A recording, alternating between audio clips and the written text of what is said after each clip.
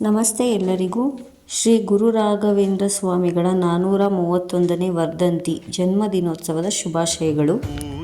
ಲಕ್ಷಾಂತರ ಭಕ್ತರ ಹೃದಯಗಳಲ್ಲಿ ನೆಲೆಸಿರುವ ಮಹಾನ್ ಯತಿವರ್ಯರು ಯಾರು ಅಂತ ಎಲ್ಲರಿಗೂ ಗೊತ್ತೇ ಇದೆ. ಅವರೇ ನಮ್ಮೆಲ್ಲರ ಶ್ರೀ ಗುರು ಸಾರ್ವಭೌಮರು. 1595ರಲ್ಲಿ ಜನಿಸಿದ ವೆಂಕಟನಾಥರು ಭಕ್ತರ ರಕ್ಷಣೆ, ಧರ್ಮದ ಸ್ಥಾಪನೆಗೆ ತಮ್ಮ ಜೀವನವನ್ನೇ ಅರ್ಪಿಸಿದ್ದಾರೆ. 1671ರಲ್ಲಿ ಜೀವಂತ ಬೃಂದಾವನ ಪ್ರವೇಶಿಸಿದ ಶ್ರೀ ಗುರುರಾಯರು ಇಂದಿಗೂ ತಮ್ಮ ಭಕ್ತರ ಕಷ್ಟಗಳನ್ನು ದೂರ ಮಾಡುತ್ತಿದ್ದಾರೆ. ಫೆಬ್ರವರಿ 18ರಿಂದ 24ರವರೆಗೆ 7 ದಿನಗಳ ಕಾಲ ವಿಶೇಷ ಕಾರ್ಯಕ್ರಮಗಳು ಮಂತ್ರಾಲಯದಲ್ಲಿ ನಡೆಯುತ್ತದೆ. ಈ 7 ದಿನಗಳ ಕಾರ್ಯಕ್ರಮಗಳನ್ನು ರಾಯರ ಸಪ್ತಾಹ ಅಂತ ಕರೀತಾರೆ. ಸಪ್ತಾಹ ಅಂದರೆ 7 ದಿನಗಳು ಎಂದು. ಫೆಬ್ರವರಿ 19 ಅಂದರೆ ಸಪ್ತಾಹ ದಿನದ 2ನೇ ದಿನ ರಾಯರ ಪಟ್ಟಾಭಿಷೇಕದ ದಿನವಾಗಿರುತ್ತದೆ.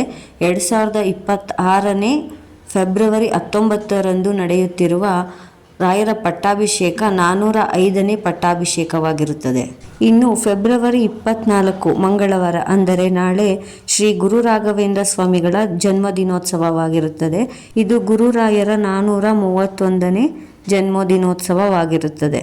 ಮಂತ್ರಾಲಯದ ಕಲ್ಪವೃಕ್ಷ ಕ್ಷೇತ್ರದಲ್ಲಿ 405ನೇ ಪಟ್ಟಾಭಿಷೇಕ ಮತ್ತು 431ನೇ ಜನ್ಮದಿನೋತ್ಸವನ ಬಹಳ ವಿಜೃಂಭಣೆಯಿಂದ ಆಚರಿಸಲಾಗ್ತಾ ಇದೆ.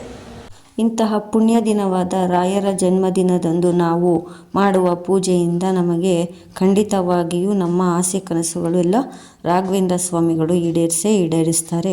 ನಾವು ಏನು ಮಾಡಬೇಕು ಅಂತ ಅಂದರೆ ಬೆಳಗ್ಗೆ ಬ್ರಾಹ್ಮಿ ಮುಹೂರ್ತದಲ್ಲಿ ಎದ್ದು ಶುಚಿಭೂತರಾಗಿ ರಾಯರಿಗೆ ಪೂಜೆ ಮಾಡಬೇಕು. ಪೂಜೆ ಹೇಗೆ ಮಾಡಬೇಕಂತಂದರೆ ರಾಯರಿಗೆ ಅರಿಶಿನ ಕುಂಕುಮ ಇಡೋ ಹಾಗಿಲ್ಲ. ರಾಯರಿಗೆ ಗಂಧನ ಲೇಪನ ಮಾಡಿ ತುಳಸಿ ಮತ್ತು ಹೂವಿನಿಂದ ಅಲಂಕಾರ ಮಾಡಿ, ಇನ್ನು ನೈವೇದ್ಯಕ್ಕೆ ಹಣ್ಣುಗಳಾದರೂ ಇಡಿ ಅಥವಾ ಕಡಲೆಬೇಳೆಯಿಂದ ಮಾಡಿರೋಂಥ ಪಾಯಸ. ಅದು ಹೇಗೆ ಮಾಡಬೇಕು ಪಾಯಸ ಅಂತ ನಿಮಗೆ ನೆಕ್ಸ್ಟ್ ವಿಡಿಯೋನಲ್ಲಿ ಹೇಳ್ತೀನಿ. ಬೇಕಂದರೆ ಕಮೆಂಟ್ ಮಾಡಿ. ಮತ್ತು ರಾಯರಿಗೆ ಅಗರಬತ್ತಿ ಹಚ್ಚಬೇಡಿ. ಧೂಪನ ಬೆಳಗಿಸಿ ತುಪ್ಪದಿಂದ ಆರತಿ ಮಾಡಿ. ತುಪ್ಪದ ಆರತಿ ಮಾಡಿದರೆ ತುಂಬ ಒಳ್ಳೆಯದು ರಾಯರಿಗೆ. ಹಾಗಾಗಿ ತುಪ್ಪದಿಂದ ಆರತಿ ಮಾಡಿದರೆ ಅದೇ ಸಾಕು. ಇನ್ನು ತಮ್ಮ ಕೈಯಲ್ಲಿ ಸಾಧ್ಯವಾಗುತ್ತೆ ಅಂತ ಹೇಳೋರು ಉಪವಾಸ ವ್ರತ ಮಾಡಬಹುದು. ಇಲ್ಲವಾದರೆ ಸಾತ್ವಿಕ ಆಹಾರಗಳನ್ನ ಸೇವಿಸಿ. ಹೀಗೆ ಮನೆಯಲ್ಲಿ ಪೂಜೆ ಮಾಡಿ ನಂತರ ಶ್ರೀ ಗುರು ರಾಘವೇಂದ್ರ ಸ್ವಾಮಿಗಳ ಸ್ತೋತ್ರಗಳನ್ನು ಮತ್ತು ಶ್ಲೋಕಗಳನ್ನು ಹೇಳ್ಕೊಳ್ಳಿ.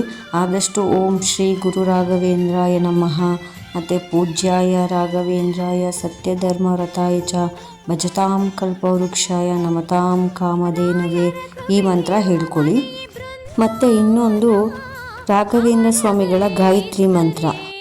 ಓಂ ವೆಂಕಟನಾಥಾಯ ವಿದ್ಮಹೇ ಸಚ್ಚಿದಾನಂದಾಯ ಧೀಮಹಿ ತನ್ನೋ ರಾಘವೇಂದ್ರ ಪ್ರಚೋದಯಾತ್. ಓಂ ವೆಂಕಟನಾಥಾಯ ವಿದ್ಮಹೇ ತಿಮ್ಮಣ್ಣಪುತ್ರಾಯ ಧೀಮಹಿ ತನ್ನೋ ರಾಘವೇಂದ್ರ ಪ್ರಚೋದಯಾತ್. ಓಂ ಪ್ರಹ್ಲಾದಾಯ ವಿದ್ಮಹೇ ವ್ಯಾಸರಾಜಾಯ ಧೀಮಹಿ ತನ್ನೋ ರಾಘವೇಂದ್ರ ಪ್ರಚೋದಯಾತ್. ಈ ಒಂದು ಶ್ಲೋಕಗಳನ್ನು ಮತ್ತು ಮಂತ್ರಗಳನ್ನು ಹೇಳಿ ನಂತರ ರಾಘವೇಂದ್ರ ಸ್ವಾಮಿಗಳ ಹತ್ರ ನಿಮ್ಮ ಬೇಡಿಕೆಗಳನ್ನು ಸಂಕಲ್ಪ ಮಾಡಿಕೊಳ್ಳಿ. ಖಂಡಿತವಾಗಿಯೂ ಶ್ರೀ ಗುರುರಾಯರು ನಮ್ಮ ಎಲ್ಲ ಸಂಕಲ್ಪಗಳಿಗೂ ಅನುಗ್ರಹ ನೀಡ್ತಾರೆ. ಇಷ್ಟೆಲ್ಲ ಪೂಜೆ ಮಾಡಿದ ನಂತರ ನಿಮಗೆ ಏನಾದರೂ ಹತ್ತಿರದಲ್ಲೇ ರಾಘವೇಂದ್ರ ಸ್ವಾಮಿಗಳ ಮಠ ಇದ್ದರೆ ರಾಘವೇಂದ್ರ ಸ್ವಾಮಿಗಳ ಮಠಕ್ಕೆ ಹೋಗಿ ರಾಯರ ದರ್ಶನ ಮಾಡ್ಕೊಂಡು ಬನ್ನಿ. ಇಲ್ಲ ನಮಗೆ ದೂರ ಇದೆ, ದೇವಸ್ಥಾನಕ್ಕೆ ಹೋಗ್ಲಿಕ್ಕಾಗೋದಿಲ್ಲ ಅಂತ ಹೇಳೋರು ನಿಮ್ಮ ಮನೆಯಲ್ಲೇ ಇರೋವಂಥ ರಾಯರ ಫೋಟೋಗೆ ಕೈ ಮುಗಿದು ಬೇಡ್ಕೊಳ್ಳಿ. ಗುರುರಾಯರು ಎಲ್ಲರಿಗೂ ಆರೋಗ್ಯ ಆಯುಷ್ಯ ಕೊಟ್ಟು ಸುಖ ಶಾಂತಿ ನೆಮ್ಮದಿ ಕೊಟ್ಟು ಕಾಪಾಡಲಿ ಅಂತ ನಾನು ಕೂಡ ಬೇಡ್ಕೊತೀನಿ. ಓಂ ಶ್ರೀ ಗುರು ರಾಘವೇಂದ್ರಾಯ ನಮಃ.